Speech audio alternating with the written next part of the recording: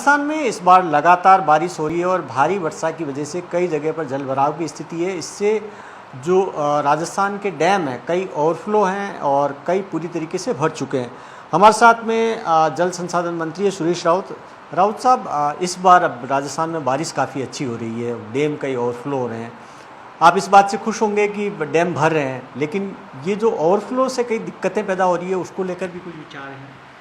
देखिए, सबसे पहले तो मैं माननीय राजस्थान के यशस्वी मुख्यमंत्री आदरणीय भजनलाल जी का भी हृदय से आभार प्रकट करता हूं, क्योंकि वर्षा काल से एक महीना पूर्व वंदे गंगा जल संरक्षण जन अभियान एक व्यापक रूप से चलाया और हमारे प्रदेश में जितने भी तालाब हो, बांध हो, नदी हो, नाले हो जो अवरुद्ध है, उन नदी नालों को खोलने का काम किया।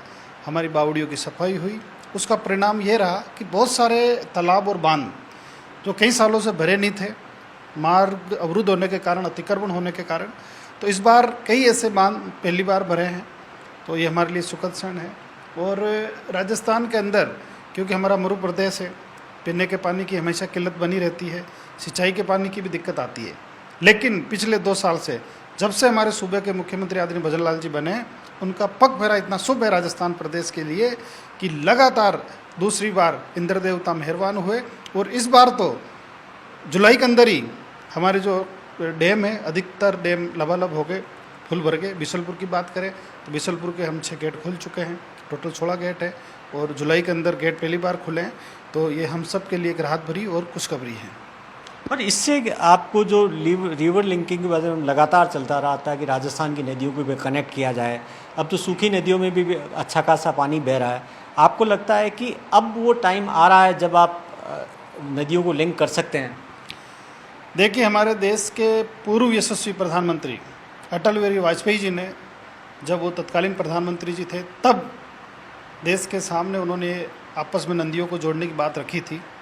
उसको आगे बढ़ाने का काम हमारे देश के यशस्वी प्रधानमंत्री नरेंद्र भाई मोदी जी ने किया और हमारे राजस्थान के मुख्यमंत्री आदरणीय भजनलाल जी ने उनकी सोच को आगे बढ़ाया। और आपने देखा कि जब राजस्थान सरकार का जो पहला बजट था, उसके अंदर माननीय मुख्यमंत्री जी ने पूरे राजस्थान को चारों तरफ से आपस में नदियों को लिंक करने की बात की, एक वाटर ग्रिड कॉरपोरेशन बनाने की बात की। वो वाटर ग्रिड कॉरपोरेशन पूरे प्रदेश के अंदर जहाँ से भी हमारे पास पानी आ सकता है, जो नदी आपस में कनेक्ट हो सकती है, उस पर काम कर रहे हैं। आपने देखा होगा कि काली सिंध, पार्वती और चंबल, जिसको हम ERCP की परियोजना कहते हैं, वो आज हमारे धरातल पे काम चालू हो गया। अगर हम यमुना की बात करें, हरियाणा और राजस्थान के बीच में वर्षों से विवाद था, वो माननीय मुख्यमंत्री जी की पहल से सुलझा। आज हमारी उसकी DPR बन रही है।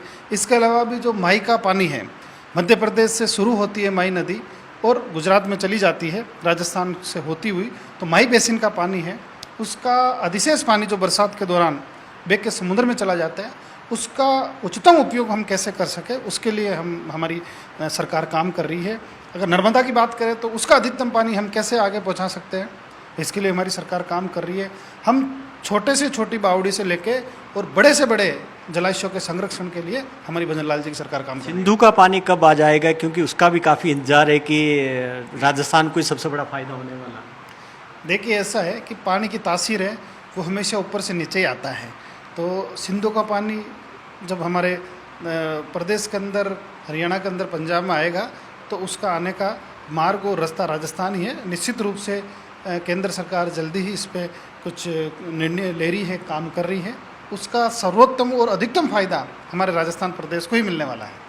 जो दूसरी, अब क्योंकि अभी ये बारिश का मिड सेशन है और लगातार जिस तरीके से बारिश ज़्यादा हो रही है, मध्य प्रदेश में ज़्यादा बारिश होती है तो काली सिंध, पार्वती के उफान की वजह से बाढ़ की स्थिति बन जाती है, कई डैम ओवरफ्लो की स्थिति बन जाती है। अभी भी 2 डैम ओवरफ्लो है।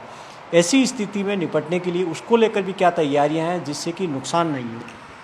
देखिए, मैंने पहले भी आपको कहा कि माननीय मुख्यमंत्री जी इस दिशा में बहुत तेज़ी से काम कर रहे हैं। ये ERCP की योजना है। काली सिंध, पार्वतियों का पानी बरसात के दौरान जो बह के चला जाता है, उसी को हम लिफ्ट करके 17 जिलों में लाएंगे।